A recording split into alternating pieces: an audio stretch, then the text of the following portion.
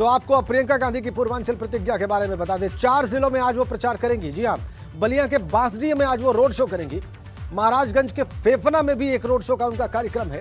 कुशीनगर में जनसभा का कार्यक्रम है और देवरिया में डोर टू डोर प्रचार का कार्यक्रम है प्रियंका गांधी वाड्रा का। 4 जिलों में आज चुनाव प्रचार करती दिखाई देंगी प्रियंका गांधी वाड्रा। पूर्वांचल के ये 4 जिले छठे चरण में यानी कि 3 मार्च को यहां पर मतदान होना है और वहां पर अपनी सक्रियता से अपने प्रत्याशियों के लिए वोट जुटाने का प्रयास करेंगी प्रियंका।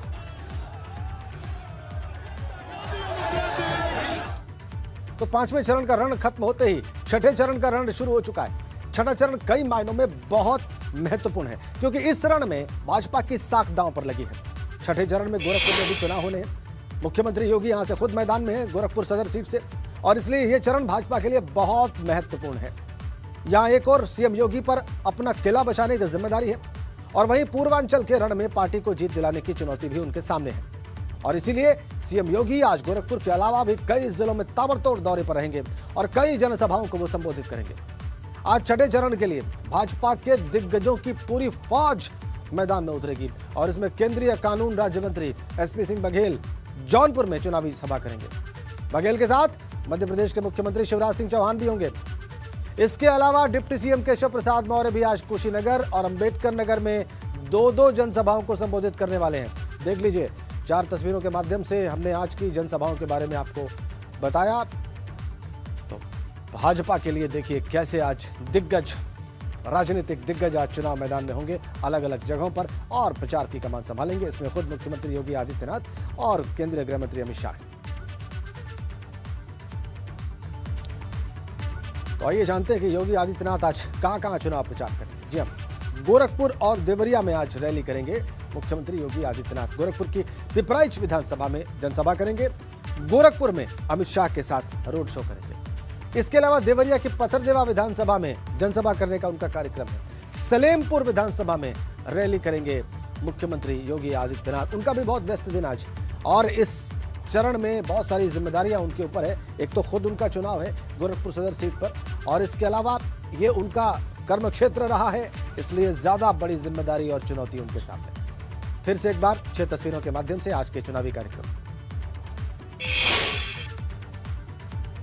तो पश्चिम छोर से शुरू हुआ चुनावी रण धीरे धीरे अपने आखिरी दौर की तरफ बढ़ता हुआ पूर्वांचल पहुंच गया है और पूर्वांचल का सबसे बड़ा गढ़ गोरखपुर को माना जाता है। गोरखपुर शहर इस बार मुख्यमंत्री योगी की सीट भी है। इस पर अखिलेश यादव जब प्रचार करने पहुंचे तो सियासी गलियारों में अब बात हो रही है कि गोरखपुर में गदर चालू का।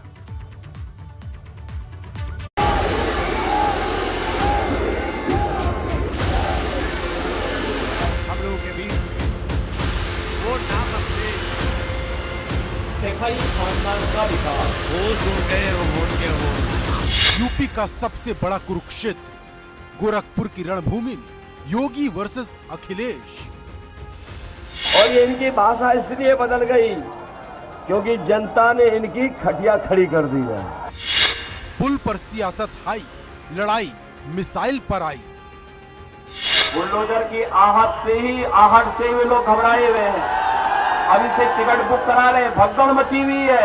जिन्होंने वादा किया था मिसाइल बनाने का वो आज तक माचिस की तिल्ली नहीं बना पाए। यूपी की सबसे बड़ी फाइट गोरखपुर में किसका भौकाल टाइट। भागने की फिराक में जिसके पास साधन है वो इंग्लैंड भाग रहा है, जिसके पास साधन नहीं है वो नेपाल भागने की फिराक में। लेकिन गोरखपुर में गदर चालू बा। वहां की जनता ने तो मन बना लिया है कि बाबा जी को गोरखपुर भेज देंगे, यहीं मठ में भेज देंगे। देश के सबसे बड़े सूबे की सबसे बड़ी लड़ाई प्रदेश की सबसे हॉट सीट पर आ पहुंची है। सबकी निगाहें गोरखपुर की शहर सीट पर टिकी हैं, जहां से सीएम योगी आदित्यनाथ अपना पहला विधानसभा का चुनाव लड़ रहे हैं। तो दूसरी तरफ अखिलेश इसी गढ़ में सेंधमारी कर बड़ा संदेश देने की कोशिश कर रहे हैं। ये पहली बार था जब एक नहीं 2 दिन तक गोरखपुर में अखिलेश यादव और योगी आदित्यनाथ एक दूसरे को ललकारते नजर आए। हमारे पास एक यंत्र है वह हाईवे भी बनाता है और माफियाओं को भी कायदे से लेकर के चलता है। और इसीलिए बुलडोजर की आहट से ही वे लोग घबराए हुए हैं। अभी से टिकट बुक करा ले, भगदड़ मची हुई है। जिन्होंने वादा किया था मिसाइल बनाने का, वो आज तक माचिस की तिल्ली नहीं बना पाए। अगर माचिस की तिल्ली बनाई हो तो बता दें हमें। गोरखपुर यूपी की सियासत का वो किला है जो योगी आदित्यनाथ के ही इर्द गिर्द घूमता रहा है। फिर चाहे सूबे में किसी भी पार्टी की हवा हो, यहाँ वही होता है जो गोरखनाथ मठ से तय होता है। इसका अंदाजा इसी बात से लगा सकते हैं कि यहाँ सभी जातीय समीकरण धराशायी हो जाते हैं। 2017 के विधानसभा चुनाव में गोरखपुर की 9 में से 8 सीटों पर भाजपा जीती, जबकि 1 सीट बसपा को मिली थी। लेकिन इस बार अखिलेश इस तिलिस्म को तोड़कर नया इतिहास लिखने की कोशिश में जुटे हैं। दरअसल 2018 में जब लोकसभा का उपचुनाव हुआ था तो अखिलेश यादव ने भाजपा के इस किले में सेंधमारी कर दी थी। यही वजह है कि इस बार अखिलेश हर मोर्चे से योगी पर सीधा हमला बोल रहे हैं। बताओ, हवाई जहाज बेच दिए कि नहीं बेच दिए? और हवाई जहाज जहां खड़े होते हैं वो हवाई अड्डे बेच दिए कि नहीं बेच दिए? आज जानकारी कर लेना, रेलगाड़ियां बिक रही हैं।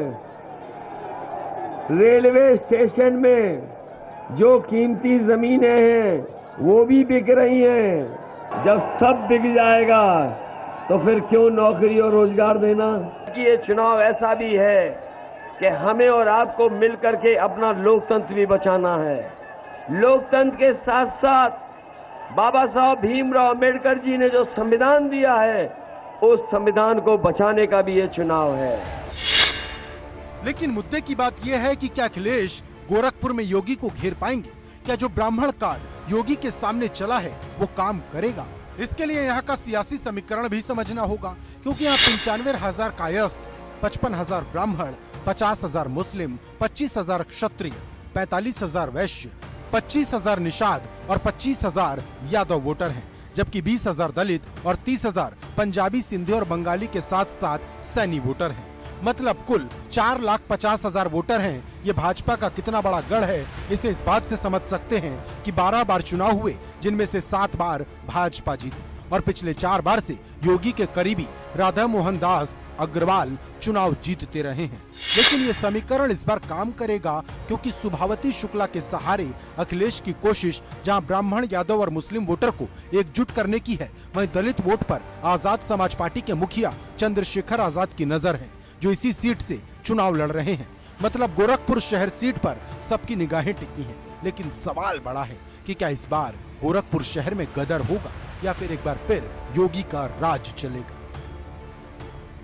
Bureau report, ABP Ganga.